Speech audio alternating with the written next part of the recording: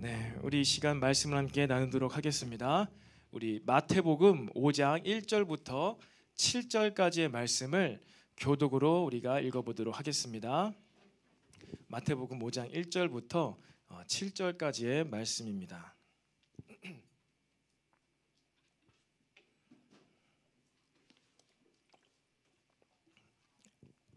1절부터 7절까지의 말씀을 교독으로 읽도록 하겠습니다. 제가 1절 말씀을 먼저 읽겠습니다.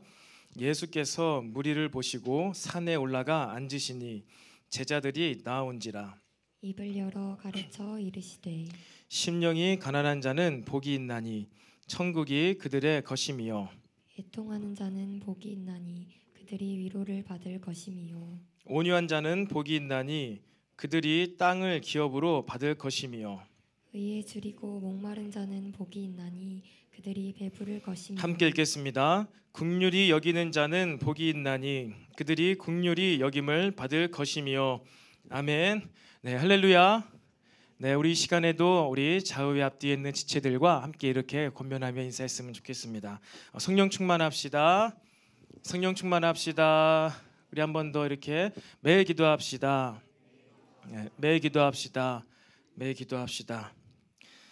네, 오늘 하나님 앞에 나온 저와 여러분들에게 하나님께서 또 하늘의 복들을 부어 주시기를 간절히 소망합니다. 이 땅 가운데에서 받는 복을 하나님께 비해서 받는 것이 아니라 이 땅 가운데서 받을 수 없는 그 복을 하나님께서 주시기를 간절히 소망합니다. 우리 팔복을 계속 나누고 있습니다. 오늘 이 시간 잠깐 복습을 하면서 좀 나갔으면 좋겠는데요. 여러분, 이 땅 가운데서 무엇을 입을까, 무엇을 먹을까, 무엇을 마실까 혹시 걱정하는 사람들 있으신가요? 네, 여러분 걱정하지 마시기를 바랍니다.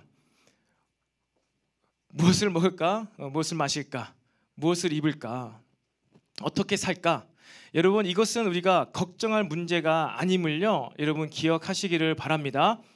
왜냐하면요 우리가 노력해서 갈 수도 없고 돈으로도 갈 수 없고 시험 봐서도 갈 수 없지만 가장 좋은 것 하늘나라 천국 영원한 행복과 기쁨과 안식이 있는 그 천국 소망이 저와 여러분에게 있기 때문입니다. 그래서 하나님께서 하나님의 때에 저와 여러분들을요 바로 그러한 곳으로 인도하실 줄로 믿으시기를 바랍니다. 이것이 바로 팔복의 시작입니다. 팔복의 시작. 우리는 더 이상 걱정하는 것으로 사는 존재도 아니고요 염려하는 것으로 사는 존재도 아니라는 것입니다. 우리가 열심히 노력하지 않아도요 시험 100점 못 맞아도요 갈 수 있는 그 천국이 있음을 여러분 소망 가운데 바라보시기를 바랍니다. 이것이 처음으로 하나님 앞에 나오는 자들에게 하나님께서 주시는 복입니다. 그러니까 우리는요 이 땅 가운데에서 평생 살아갈 것처럼 살아가면 안 된다는 것이죠. 우리는 이 땅 가운데에서 한동안만 살아갑니다. 길어야 100수십 년? 엄청난 시간인가요? 나는 100년 동안이라도 너무 행복하게 살고 싶다. 여러분 하지만 그것과 비교도 안 되는 영원한 시간 가운데 우리는 하늘나라에서 살아가게 될 것이에요. 그래서 저와 여러분들은요 이 땅 가운데에서 천년 만년 살 것처럼 이 땅의 것들을 위하여서 살아가는 존재가 아니라요 눈에 보이진 않지만 하나님 나라를 소망하며 그리고 또한 무엇입니까? 우리가 이 땅 가운데서 믿음으로 행한 그 모든 것들이 영원한 나라인 하늘나라에 지금 상급으로 쌓이고 있다. 여러분 이것을 믿는 믿음으로 살아가는 자들이 바로 저와 여러분인 줄로 믿습니다. 그 소망이 바로 저와 여러분의 신앙생활의 스타트라고요. 출발이라고요. 이것이 아닌 이상 우리가 어떻게 이 땅 가운데서 믿음 생활을 지키며 신앙생활을 하며 교회를 오가며 살아갈 수가 있겠습니까? 하늘나라의 소망을 두시고 이 땅 가운데 살아갈 때는 우리가 하는 모든 행위 간에 모든 행동을 통하여서 하나님 나라에 상급이 쌓여간다. 이것을 믿으시기를 바랍니다. 그래서 우리가 이 땅 가운데서 살아갈 때는요 근심 걱정 염려함으로 살아가는 것이 아니라 무엇입니까? 하나님께서 맡겨주신 것 가운데 그냥 열심히 하시면 됩니다. 열심히 최선을 다해서 하다 보면요 사람은 아무도 못 보지만 모든 것을 다 보고 계신 누가 계세요? 하나님이 계세요. 그래서 하나님께서 하늘나라에서 천국에서 그 모든 것을 보상해 주실 것입니다. 그래서 우리가 이 땅 가운데서 열심히 살아가야 돼요. 그런데 그렇게 하늘나라를 바라보고 천국을 바라보고 열심히 살아가는데 이 땅 가운데서 필연적으로 무슨 일이 발생합니까? 애통해하는 일이 발생한다고 했습니다. 필연적으로 하늘나라를 보고 살아가지만, 열심히 살아가지만, 믿음으로 도전하고 막 순종하고 살아가지만, 그럼에도 불구하고 저와 여러분의 인생 가운데는 애통해할 일들이 있다는 거예요. 가족 간에 사별이 있을 수도 있고요, 이별이 있을 수도 있고요, 삶의 고통과 애통의 시간이 찾아온다는 것입니다. 저도 지난 시간에 나누지 않았습니까? 믿음으로 순종함으로 하나님 나라 일을 위하여서 단기 선교를 갔지만 그것 가운데 유산을 하는 가족과 사별하게 되는 그런 애통의 시간이 찾아온다는 거예요. 그러면 우리는 그때 어떻게 해야 됩니까? 애통할 때, 삶의 고통이 찾아올 때 어떻게 해야 된다고요? 하나님 앞으로 나아가야 된다고요. 여러분, 열심히 살다가, 믿음으로 살다가, 순종함으로 살다가 애통의 일이 발생할 때 하나님 아버지 앞에 기도함으로 나아가시기를 축복합니다. 그 기도의 시간을 통해서 여러분이 그때 이제 하나님과 인식되어지는, 경험되어지는 교제를 시작할 수가 있는 거예요. 인격적으로 하나님을 만난다, 그러한 단계가 시작될 수가 있다는 것입니다.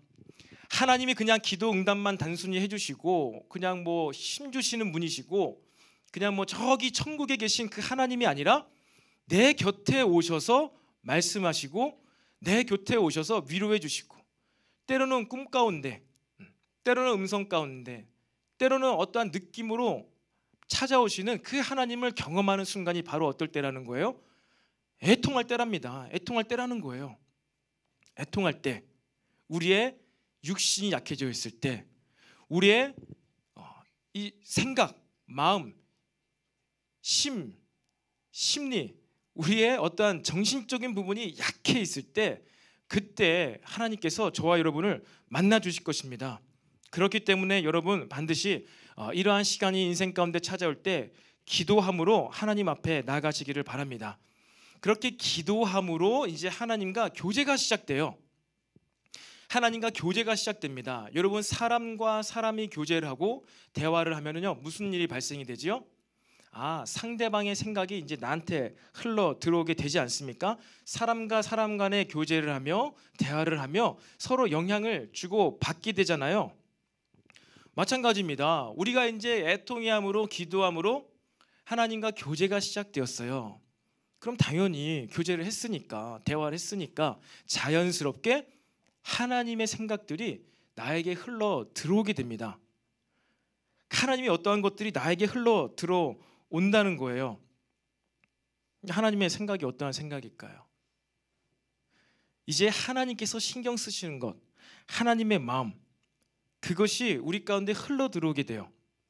그 영적인 기업, 그 어떠한 영역 가운데 나아갈 수가 있게 된다는 것입니다. 그러니까 하나님께서 지금 생각하시는 것, 하나님께서 신경 쓰시는 것, 하나님께서 고민하고 계신 것, 하나님의 생각이 들어온다는 거예요. 이번 금요 철야 때 함께 나눌 말씀이지만, 여러분, 한나가 아들이 없어서 아들 갖고 싶어서 자랑하려고, 자기를 열받게 하는 분인나에게 자랑하려고 아들 달라고 기도합니다. 그런데 그렇게 기도하다가 결국 어떻게 됩니까? 그 아들을 딱 낳아요. 사무엘을 얻게 됩니다. 그 사무엘 가지고 한나 눈앞에 막 들면서 나도 아들 낳았다 막 이러면서 자랑했나요? 아니지요. 그 아들을 어떻게 합니까? 성전에 바쳐요. 보냅니다. 하나님이 신경 쓰시는 것, 이스라엘 땅 가운데 사사시대를 지나면서 하나님의 비전과 이상, 하나님의 말씀을 듣지 못하는 이스라엘 백성이 되어가지고 이 참담한 이스라엘 백성 가운데 누가 내 음성을 듣는 자가 없는가, 누가 나의 비전과 나의 뜻을 받아낼 자가 없는가, 그 애통하는 마음을 알고 한나가 이 사무엘을요 성전에 드립니다. 그 사무엘은 하나님의 음성을 어릴 때부터 듣는 아이로 자라나고, 커서는 그가 바라고 기도하는 모든 것들이 하나도 땅에 떨어지지 않는 놀라운 제사장이고 선지자로, 또 사사로 쓰임받게 되는 것이지요. 여러분, 그렇습니다. 우리가 이 애통의 과정을 지나서 하나님과 진짜 인격적인 교제가 시작되면은 이제 하나님이 신경 쓰이시는 것, 하나님이 신경 쓰시는 것, 하나님의 생각과 마음들이 들어와요. 그것 가운데 저와 여러분들에게도요, 우리가 감당해야 되는 그런 하나님 나라의 기업들이 발견되어지기를 축복합니다. 그리고 그 기업은요, 혼자 가지 않죠. 어떻게 해요? 함께 가는 거예요. 함께. 그러니까 애통해하는 이 시간을 통해서 삶의 쓴 잔을 마셔보고 삶의 이 고통의 시간을 통과한 그 사람, 마음이 온유해지잖아요. 이 땅에 살아가는 사람들이 얼마나 많이 고통 가운데 살아갑니까? 문제 가운데 살아갑니까? 그러니까 그러한 애통하는 시간들, 고통을 많이 겪어본 자들, 그리고 해결받은 자들 옆에는요, 당연히 그러한 인생의 문제를 가지고 있는 사람들이 하나둘씩 모이게 되어 있는 거예요. 그러한 자들과 함께 하나님께서 보여주시는 그 영적인 기업 가운데로 나아갈 수가 있게 된다는 것입니다. 그리고 그 하나님께서 보여주시는 영적인 기업 가운데 무엇을 해요? 그것 가운데 이제 하나님의 의, 하나님 나라의 의로움에 대한 굶주림과 이런 갈망함이 시작되어집니다. 여러분이 이 땅에서 살아가시면서 뭐 거창하게 말을 했지만 배가 고파요, 목이 말라요. 그러면 어떻게 하죠? 밥을 먹어야 되죠. 나 너무 목말라, 뭐 마실 거 없나? 냉장고를 열고 정수기에 컵을 밀어서 물을 마시죠. 자연스러운 것입니다. 그렇게 우리가 하나님께서 보여주시는 기업 가운데 우리가 나아가게 되면요, 어떻게 돼요? 이제는 그런 육신의 배고픔과 갈증을 느끼는 것에 넘어서서 이제 영적인 굶주림과 영적인 갈증도 느끼게 된다는 것입니다. 영적으로 굶주려 있고 영적으로 목이 말라. 그러면 어떻게 될까요? 자연스럽게 그것을 해결하려고 하겠죠. 전에는 이런 것이 느껴지지도 않았어요. 전에는 막 말씀 묵상하지 않고 기도 안 해도 살만했어. 근데 하나님 애통하는 시간을 통하여서 하나님 나라의 기업, 하나님 나라의 의에 대한 것들이 부어지기 시작하면요, 육신의 배고픔과 목마른 것과 동일하게 영적인 배고픔과 갈증이 시작된다는 것입니다. 그러니까 배고프니까 영적인 것을 취하기 위해서 영적인 일을 찾는 것이죠. 영적인 목마름이 있으니까 기도의 자리로 기도를 하게 된다는 것입니다. 이전에는 더 먹고 싶고 더 잘 입고 싶고 더 좋은 집에 살고 싶어서 그것을 위해서 살아갔는데 이제는 전혀 다른 배고픔이 느껴져서 그 배고픔을 해결하기 위하여서 살아가게 된다는 것입니다. 여러분, 그것이 무엇이죠? 영적인 것, 하나님 나라의 것들, 하나님 나라의 의의 것들에 대한 갈증과 굶주림이 시작돼서 그것을 해결하는 삶. 여러분, 그러한 삶을 살고 계시나요? 나는 오늘 매일 성경 큐티를 하지 않으면은 배가 고파서 잠을 못 잔다. 그래서 자기 전에 나는 꼭 GQS 매일 성경 큐티를 하고 잔다. 혹시 이러한 사람 계시나요?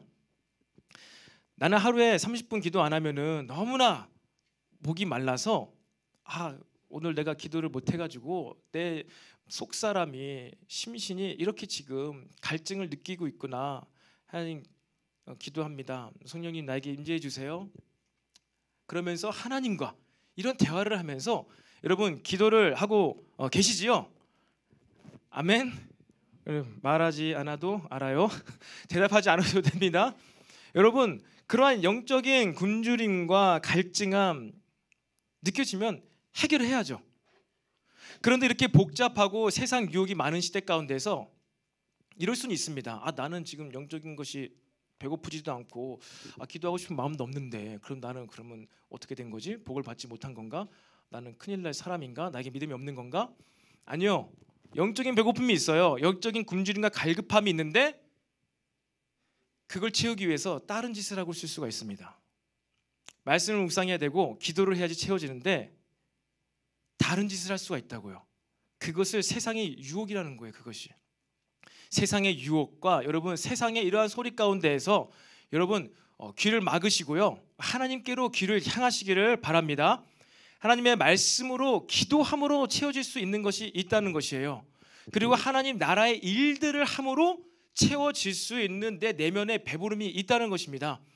여러분 그것을 하루속히 발견하시고 그것 가운데 다른 것으로 먹어봤자 다시 또 금방 배고파지는 군대밥 같은 것이죠. 찐밥. 이만큼 먹었는데 1시간 또 배고파. 그렇잖아요, 군대에서. 그런 것이 아니라 먹으면 배불러지고 채워지는, 여러분, 그러한 하나님 나라의 의로서 배가 부르게 되기를 축복합니다. 이처럼 육신에 대한 의식주의 만족을 넘어서서 이제 영적인 끝없는 만족 상태가 하나님 나라의 의를 구할 때 부어지게 될 줄로 믿으시기를 바랍니다.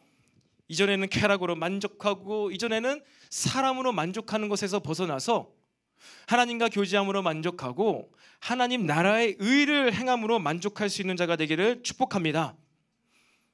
그러한 자가 되기 위해서는요, 정말 이러한 삶이 필요해요. 나는 정말 김밥 한 줄에 감사할 수 있는 사람이 되어야 되는 것이죠.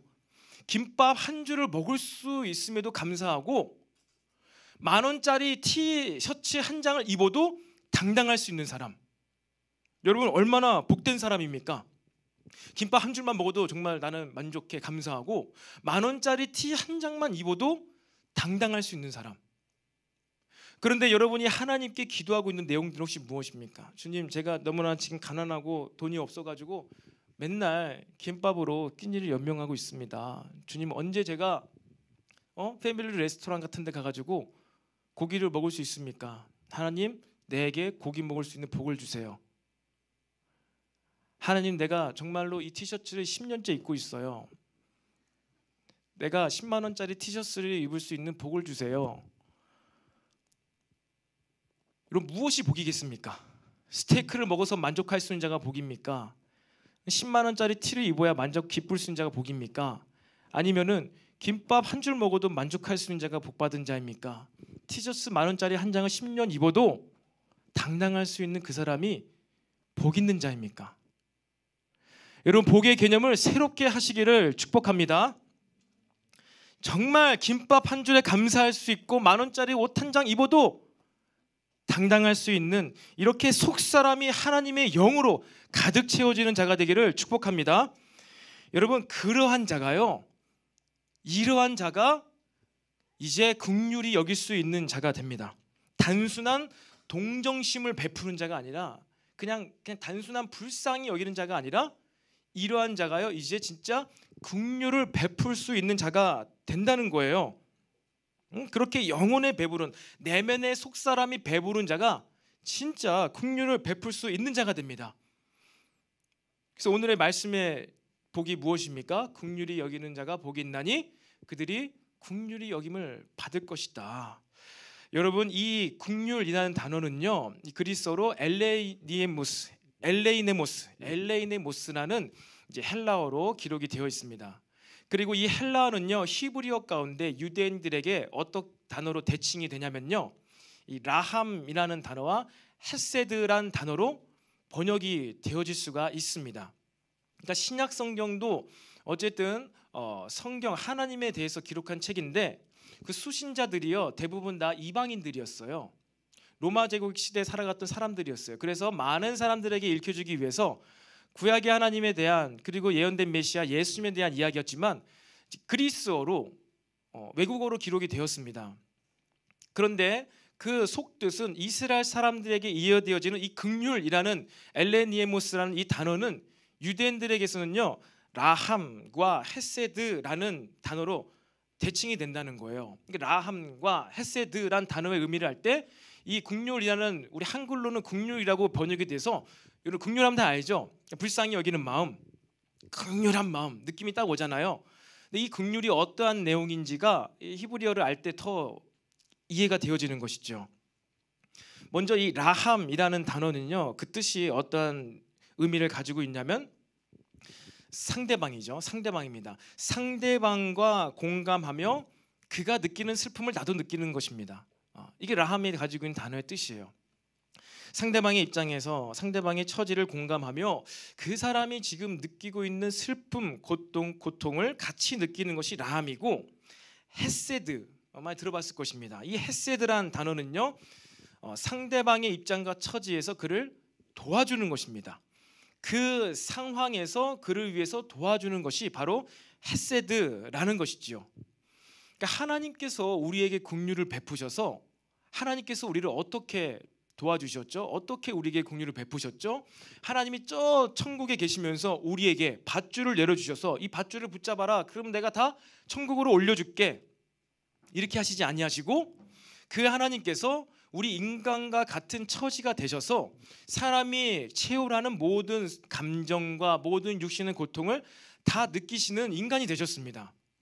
인간이 되셔서 인간의 처지에서 우리의 입장이 되셔서 우리를 도와주신 그 하나님의 아가페적 사랑, 신적 사랑이 행동되어진 게 긍휼이에요. 그러니까 우리가 긍휼을 베풀기 위해서는요, 하나님의 신적인 사랑이 마음 가운데 없으면은 긍휼을 베풀 수가 없다는 것입니다. 하나님의 신적 사랑이 표현된 게 긍휼이라는 것이에요. 너무나 거창하죠. 너무나 개념이 먼 것 같죠. 네, 구약에서요 한 인물을 통해서 이 긍휼이 무엇인가가 명확하게 드러난 구절이 있습니다. 바로 요셉의 긍휼인데요. 창세기 50장을 보면요, 창세기 50장 14절부터 21절인데 제가 말씀을 쭉 읽을 테니까 한번 여러분 스토리를 다시 한번 떠올려 보시기를 바랍니다.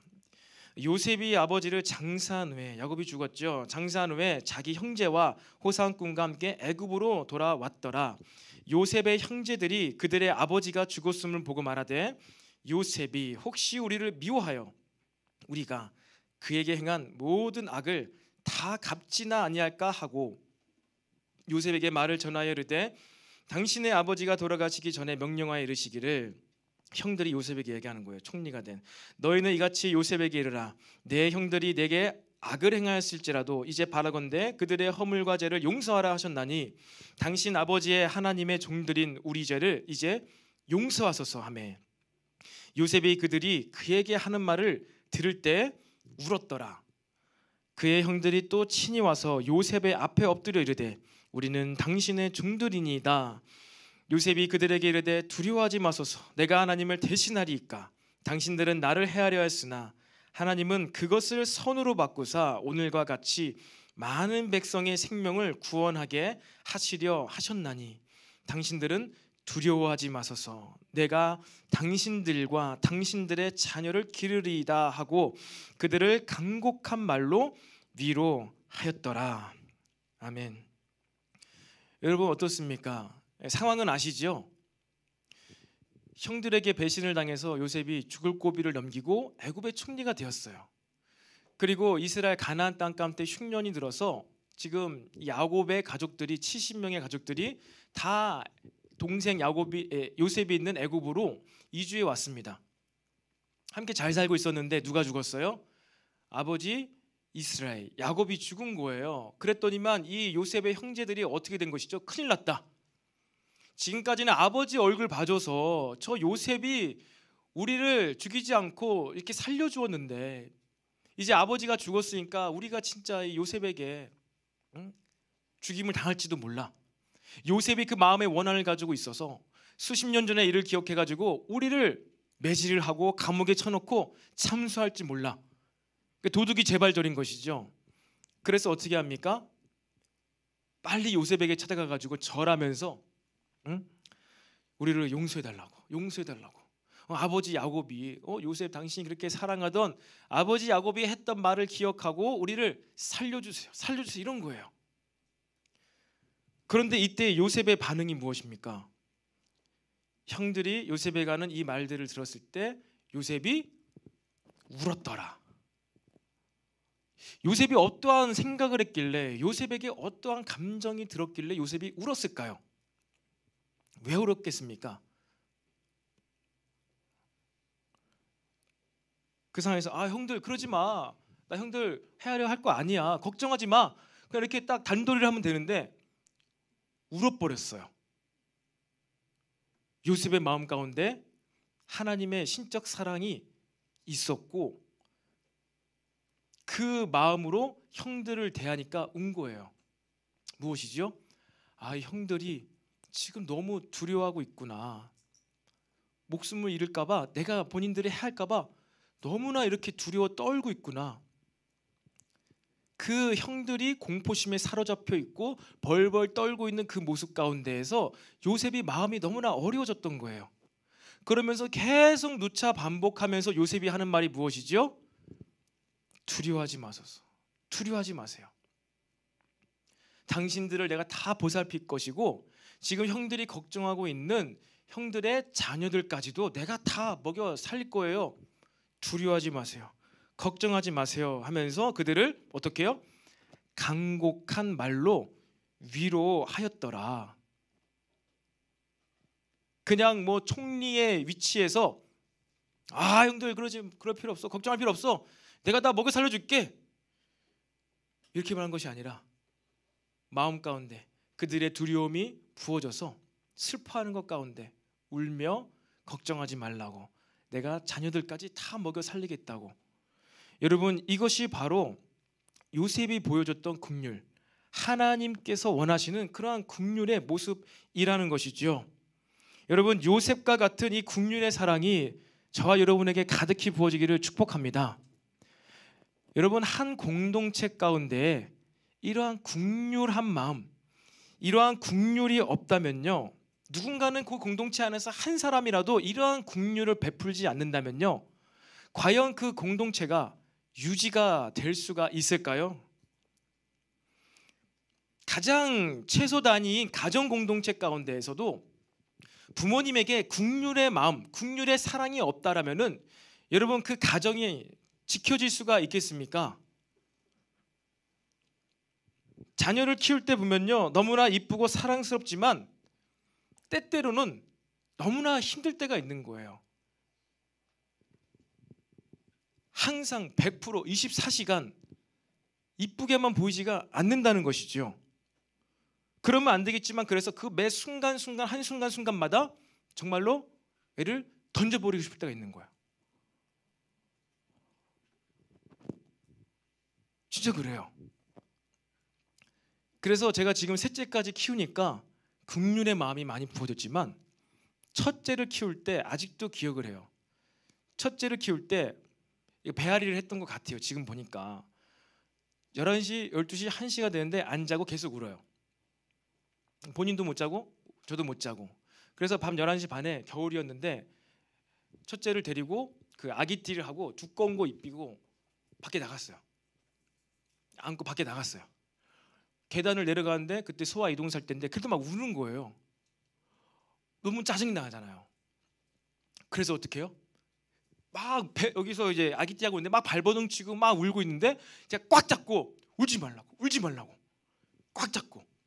어떻게 될까요? 더 울어요. 더 울어. 그래서 3, 40분 더 달래고 어르고 달래서 겨우 집으로 데리고 돌아왔어요.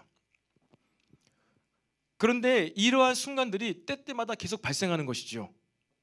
그런데 그런 인내심의 한계가 찾아올 때, 나의 한계를 정말 뛰어넘어 버리는 한계가 찾아올 때, 그때마다 긍휼을 베풀지 못하고 그때마다 심판해, 그때마다 무언가 일을 해버려. 그러면요, 여러분, 우리의 이 공동체, 조직, 가정 공동체가요, 유지가 될 수가 있을까요? 모든 공동체가 박살이 날 것입니다.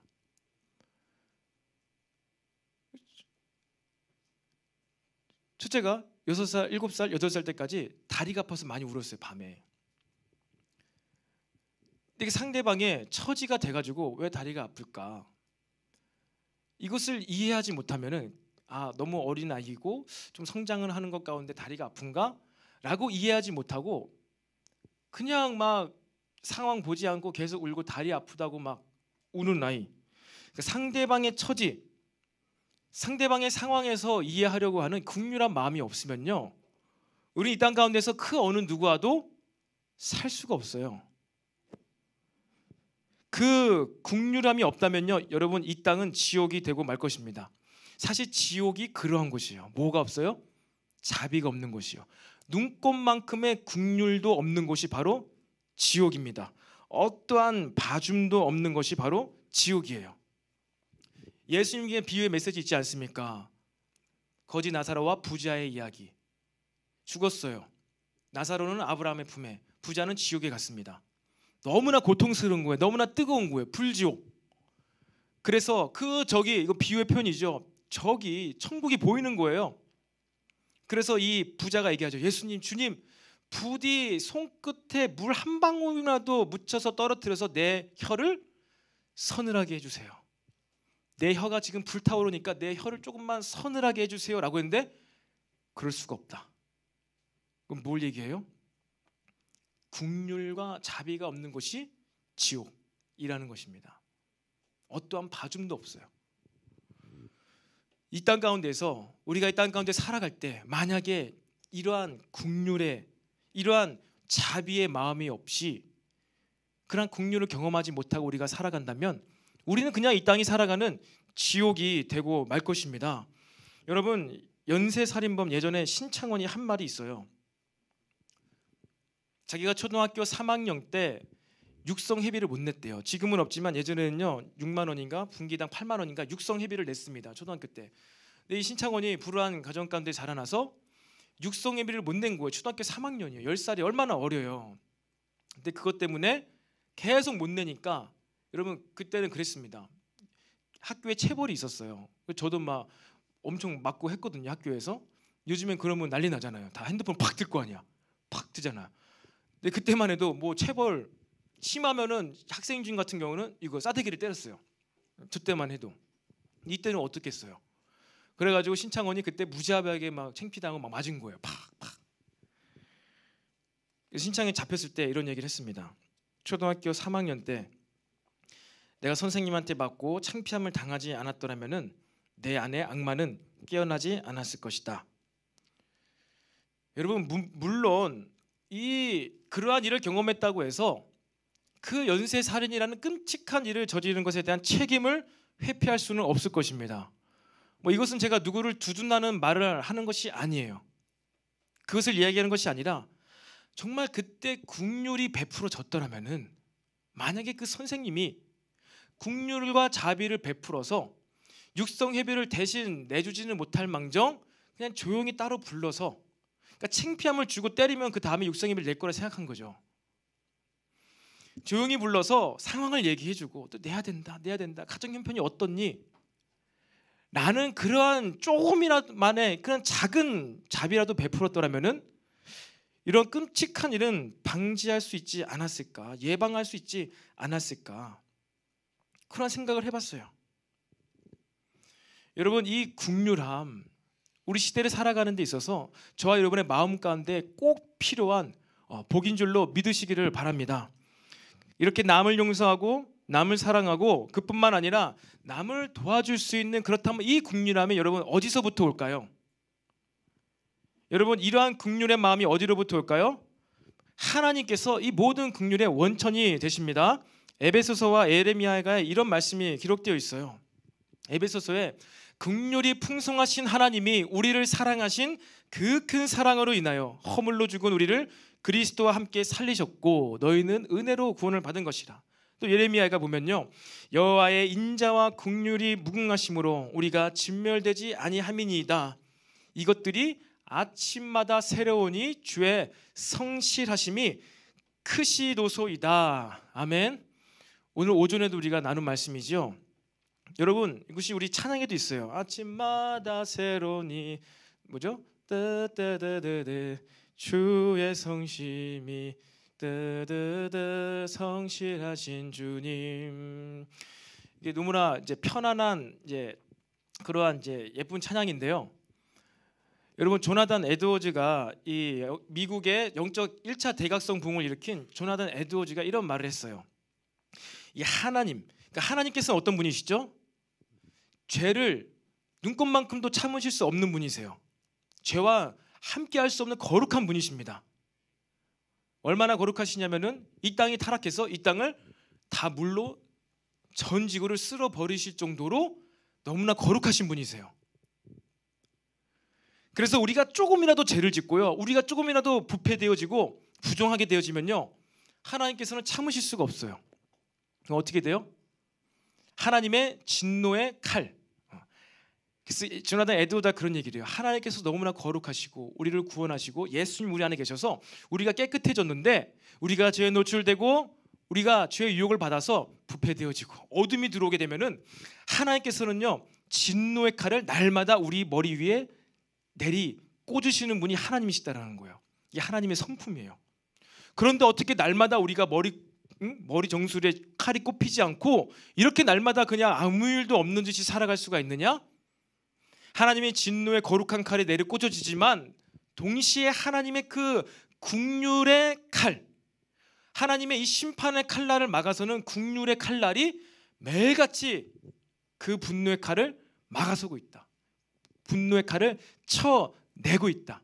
어떻게 해요? 아침마다 날마다 이 국률의 칼이 하나님의 진노의 칼을 쳐내고 있어서 우리가 이렇게 아무 일 없는 듯이 살아갈 수가 있는 것이다. 바로 에레미야가 이 얘기예요. 이것들이 아침마다 새롭다. 하나님의 국률의 칼이 하나님의 진노의 칼을 막아서는 것이 날마다 새롭다. 주의 성실하심이 크시도소이다. 성실. 주님이 하나님이 얼마나 부지런하신지, 하나님이 얼마나 열심히 일하시는지, 하나님의 진노가 우리에게 날마다 떨어지지 않고 우리가 하나님의 국률의 칼을 힘입어서 이렇게 편안하게 살 수가 있다. 하나님의 국률과 인자하심이 무궁하시다. 그래서 우리가 이렇게 죄를 지을 때마다 진멸되지가 않는다라고 지금 에레미야가 얘기를 하고 있다는 것이죠. 여러분 하나님의 국률하심이 이토록 크시다는 것을 믿으시기를 바랍니다. 지금 수많은 바이러스들이요, 여러분 이 눈에 보이지 않지만 공기 중에 떠 있잖아요. 근데 우리가 왜 매일마다 병 걸리고 질병 걸리고 그렇게 되지 않지요? 우리 몸이 건강하기 때문에, 내성이 있기 때문에 그런 거예요. 바이러스가 없는 게 아니에요. 항상 있었어요. 코로나 바이러스가요 갑자기 생긴 게 아니에요. 감기 바이러스가요 260가지가 넘는데요. 코로나 바이러스도 그중에 한 가지, 두세 가지라는 거예요. 우리 주변에 바이러스는 늘 같이 있습니다. 근데 우리가 건강하고 내성이 있으면 그것에 걸리지 않는 거예요. 동일해요.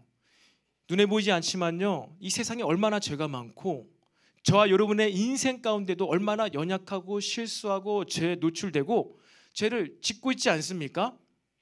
여러분 다른 사람에게 드러난 죄, 그것을 볼 때 여러분 얼마나 정죄합니까? 어떻게 저 사람은 저럴 수가 있냐. 미디어 보면서, 뉴스 보면서. 저도 뉴스 볼 때 참 마음이 어려울 때가 있어요. 어젠가요? 그저께도 뉴스를 보는데 뉴스 제목이 무엇이었죠? 요즘 특별히 가정에 대한 이슈에 대한 뉴스가 많이 나오더라고요. 그 뉴스에 대한 내용이 무엇이었냐면요 40일 된 신생아를 이제 죽인 거예요, 부모가. 어떻게 죽였는지 순간 기억이 안 나는데 떨어뜨려 죽였는지 굶어 죽였는지 아무튼 얼토당토 않은 그 부모의 실수로 말미암아서 신생아가 죽었대요. 그 기사를 딱 보면 어떻게 될까요? 어떻게 부모가 돼가지고 저럴 수 있어? 분노가 올라오지 않나요? 기사 제목이 너무나 자극적이에요. 근데 그런 사람들만, 뉴스에 올라오는 사람들만 죄인이고 죄를 짓는 것이 아니라요 여러분 나 자신을 보시기를 바랍니다. 나의 삶 가운데서, 나의 인생 가운데서 내가 얼마나 부끄러운가, 연약한가, 내 옆에 있는 사람만 잘못을 했는가, 나를 힘들게 한 그 사람만 죄인인가, 나에게 실수를 한 그 사람만 죄인이고 나는 의인인가. 여러분 그렇지 않습니다. 저와 여러분들도요 내 마음을 보면요, 내 생각을 보면요 정말로 누구보다도 나에게 부족하고 연약하고 죄에 쉽게 유혹받는 자라는 사실을요 여러분 잊지 마시기를 바랍니다. 하지만 그럼에도 불구하고 우리가 이렇게 살아갈 수 있는 것 무엇 때문이라고요? 아침마다 새로운 주의 긍휼하심이 나는 모르지만, 나는 못 느끼고 있지만 하나님께서 부어주고 계시기 때문에, 긍휼의 칼이 그 심판의 칼날을 매일 아침마다 새롭게 막아서고 있기 때문에 저와 여러분이 이렇게 살아갈 수가 있고, 또한 은혜 가운데 믿음 생활, 예배 생활, 교회 생활하고 있다는 사실을요 잊지 마시기를 바랍니다. 그러한 긍휼 여러분 하나님으로부터 옵니다. 우리는 먼저 나에게 이 긍휼이 있는 게 아니에요. 하나님께서 날마다 새롭게 베푸시는 그 긍휼하심 때문에 저와 여러분에게도요 그러한 불쌍한 마음들, 긍휼의 마음들이 시작된 줄로 믿으시기를 바랍니다. 여러분 이 긍휼함이 저와 여러분과 우리 공동체 가운데 가득가득 더욱더 부어지기를 축복합니다. 이 긍휼함이 필요한 거예요. 누구도 의인이 없습니다. 의인 없나니 아무도 없다고 했어요. 하나님의 그 근본적인 긍휼하심 때문에 우리가 이렇게 살아가고 있음을 믿으시기를 바랍니다. 그런데 이렇게 그 하나님께서부터 오는 그 긍휼 때문에 긍휼히 여기는 자는요 특별한 하나님의 긍휼하심, 은총 받게 됩니다. 긍휼히 여기는 자, 남을요 긍휼히 여기는 자는요 자신의 삶 가운데 또 특별한 하나님의 긍휼하심을 받게 되는데요. 바로 다윗이 그러한 자였습니다. 아둘람 공동체 400명과 빚진 자, 헐벗은 자, 원통한 자, 원한 가진 자가 400명이 여러분 다윗과 함께 했습니다. 그래서 약 17년간 넘게 사울 왕의 추격을 받으면서 도망자 생활을 했어요. 먹고 사는 게 그들에게 큰 이슈였죠. 그래서 어느 날은 너무나 배고파서 다윗이 어떻게 합니까? 성소에 몰래 들어가서 성소 안에 있는 진설병 위에 있는 떡을 훔쳐옵니다. 그리고 그것을 자신의 사람들과 나눠 먹어요. 율법에 의하면은 다윗은 어떻게 돼야 돼요? 하나님의 심판을 받아가지고 팍 죽어야 돼요. 그런데 죽지 않아요. 그리고 심지어 예수님께서 안식일에 이 밀 이삭을 까서 먹는 제자들을 비판하는 바리새인들을 향해서 너희들 다윗이 진설병의 떡상을 먹고도 하나님의 심판을 면하게 된 일을 기억하지 못하고 있느냐? 너희 장로의 유전을 가지고 왜 니들이 만든 율법으로 지금 노동을 하는 것도 아니고 품삯을 받기 위해서 노동을 하는 것이 아니라 제자들이 배가 고파서 길 가다가 밀이삭을 비벼서 까먹고 있는데 왜 이것 가지고 율법을 어겼다고 하고 있느냐라고 했다는 거예요.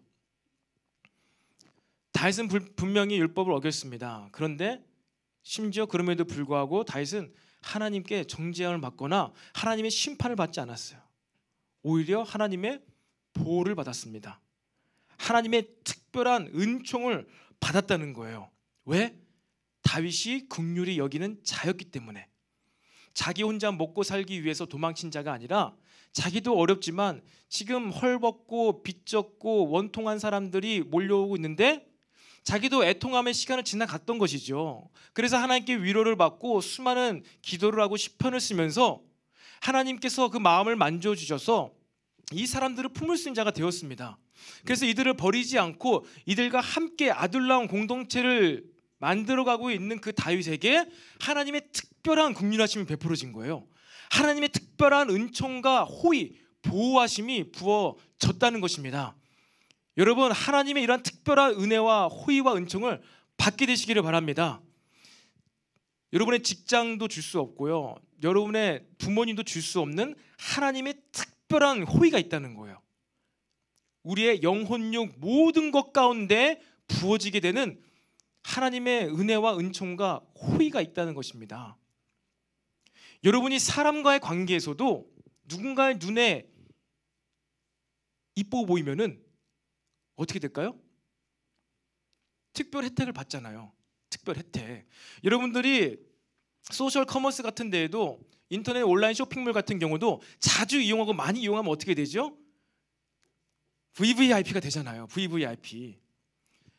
이 고객은 이렇게 우리 온라인 매장을 많이 이용하는구나. 특별한 서비스를 제공해 주겠습니다. 4월달 한 달간에는 배송비가 무료입니다. VVIP 이런 거 있잖아요. 많이 이용하면은 소셜 커머스의 그런 특별한 은혜를 받는 것이지요. 동일합니다. 여러분이 정말로 하나님과 교제하고 친해지고 하나님이 신경 쓰시고 마음 쓰시는 곳 가운데 그 긍휼의 마음을 흘려보낼 뿐만 아니라 긍휼을 실천하게 되면은 어떻게 된다고요? 하나님의 특별 서비스를 받게 된다고요. 그 누구도 할 수 없는 그런 특별한 서비스, 특별한 호의, 말도 안 되는 일들. 여러분 하나님의 특별한 호의 서비스 받고 싶지 않으십니까? 눈에 보이지 않으니까 받는지 못 받는지 모르겠어요. 받게 되기를 축복합니다. 사람과의 관계는요, 그런 특별한 호의를 베푸는 게 공평하지 않을 수는 있지만 여러분, 하나님께서는 한계가 없으세요. 정말 여러분들이 하나님의 긍휼의 마음으로 우리 주변 삶 가운데, 여러분 주변 가운데 긍휼을 홀려 보내면요, 이제 주변에 사람들이 저 사람 열심히 봉사하는구나, 열심히 이렇게 하는구나, 이렇게 사람의 도움과 칭찬을 받는 게 아니라 하나님이 호의를 베풀어 주신다고요. 하나님이 긍휼을 베풀어 주신다니까요. 율법을 어겨도 심지어 눈 감아 주세요.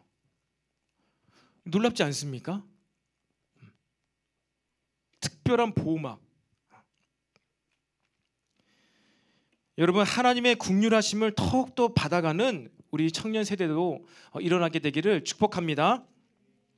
찬양 앞으로 나오시고요. 여러분, 이러한 긍휼을 베풀고 이러한 긍휼한 마음으로 살아갈 때 그 사람의 마음이요, 구별되어집니다. 인간적인 생각, 인간적인 마음으로 살아가는 것이 아니라 하나님의 마음으로, 하나님의 생각으로, 하나님의 긍휼하심을 계속해서 베푸니까요, 여러분, 그의 마음이 깨끗해져요. 청결해져요. 마음이 청결한 자는 복이 있나니 그가 하나님을 볼 것이며. 이제 진짜 하나님을 보는 자가 됩니다. 하나님께서 하시는 사역을 보게 되고, 하나님께서 지금 이 지체 가운데 일하시고 계시는구나, 하나님께서 지금 나에게 이러한 말씀을 하고 계시는구나, 하나님께서 지금 여것 가운데 이러한 일을 막 하고 계시는구나. 그냥 개념적이고 상상적인 하나님을 나는 봤어요, 경험했어요, 이게 아니라 마음이 깨끗한 자는 하나님을 볼 것이라는 건요, 하나님이 일하심을 본다는 거예요. 하나님께서 만지시고, 하나님께서 치료하시고, 하나님께서 특별히 뭔가 하시는 그것을요, 그가 보게 된다는 것입니다. 그때서부터 하나님과 함께 사역하는 자가 된다는 거예요.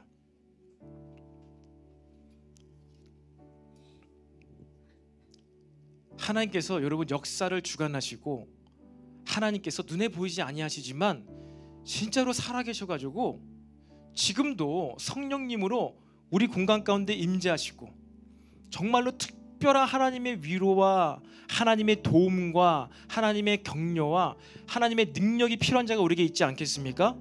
그런데 그 자와 함께 하시고 곁에 서시고 은사를 부어주신 그 하나님을 이제 그가 보게 된다는 거예요. 얼마나 놀라운 삶입니까? 그러니까 오복을 지나서 육복 단계로 넘어가면요, 이제 그는 더 이상 이 땅에서 삶이 아닌 거예요. 놀라운 영적 세계를 보게 되고 천사를 보게 되고, 하나님께서 만지시는 그 자를 나도 보니까 그냥 나도 그 자에게 하나님이 하시는 그 일을 동역하게 된다는 거예요. 자연스럽게. 여러분들이 사역을 하거나 봉사나 섬김을 하는 데 있어서 그냥 내가 좋아하는 사람, 내가 관심 있는 사람, 내가 관심 있는 분야, 내가 잘하는 일, 내가 좋아하는 일, 그것만을 할 때 여러분, 그것이 하나님 나라 일이겠습니까? 아니면 그것이 나의 봉사활동이겠습니까? 그것이 하나님 나라의 사역인가요? 아니면 나의 사역인가요? 여러분, 진짜 내가 사역을 하고 있다, 봉사를 하고 있다, 섬김을 하고 있다, 그러한 자는 진짜 놀라운 삶을 살고 있는 거예요. 놀라운 삶. 바라기는요, 여러분들이 교회에서 섬기고 봉사하고 그런 일들을 하는 분들이 계시다면요, 정말로 하나님의 긍휼하심 더 부어져서 깨끗한 마음으로, 청결한 마음으로 그 일을 섬기게 되시기를 바랍니다. 그럼 하나님을 보실 거예요. 하나님께서 만지시는 그 사람을 나도 보아서 나도 함께 중보해주고 기도해주고. 여러분, 이 팔복의 단계, 5복부터 2상 6복 7복 8복, 놀라운 삶입니다.